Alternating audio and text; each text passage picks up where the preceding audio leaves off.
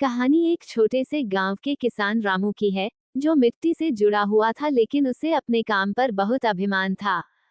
रामू और उसकी मिट्टी। रामू एक मेहनती किसान था।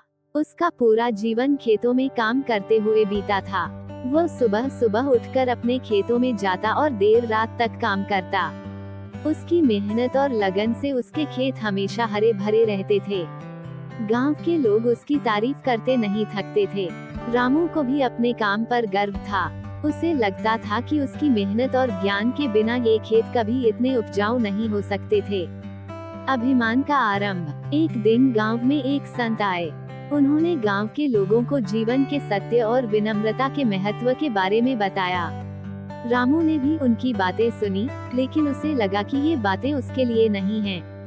उसे अपने काम पर इतना अभिमान था कि वह संत की बातों को अनसुना कर देता था। प्रकृति का प्रहार। एक साल गांव में भयंकर सूखा पड़ा। रामू के खेतों में पानी की कमी हो गई और फसलें सूखने लगी। उसने अपनी पूरी ताकत लगा दी, लेकिन प्रकृति के आगे उसकी एक न चली। उसकी सारी मेहनत बेकार हो गई। रामू को समझ में आया कि उसकी मेहनत और ज्ञान के बावजूद वह प्रकृति के सामने कुछ भी नहीं है।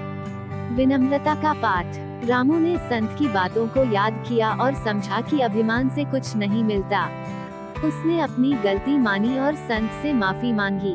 संत ने उसे समझाया कि जीवन में विनम्रता और प्रकृति के प्रति सम्मान बहुत जरूरी है।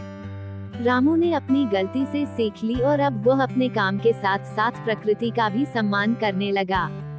नया दृष्टिकोण। रामू ने अब अपने खेतों में काम करते हुए विनम्रता और कृतज्ञता का भाव अपनाया। उसने समझा कि उसकी मेहनत और ज्ञान के साथ साथ प्रकृति का सहयोग भी उतना ही महत्वपूर्ण है। अब वह अपने काम पर गर्व तो करता था, लेकिन साथ ही विनम्रता और कृतज्ञता का भाव भी रखता था। संदेश। इस कहानी से हमें ये सीख मिलती है कि चाहे हम कितनी भी मेहनत करें और कितने भी ज्ञानी हो, हमें हमेशा विनम्र और कृतज्ञ रहना चाहिए। प्रकृति का सम्मान करना और उसकी महत्ता को समझना बहुत जरूरी है।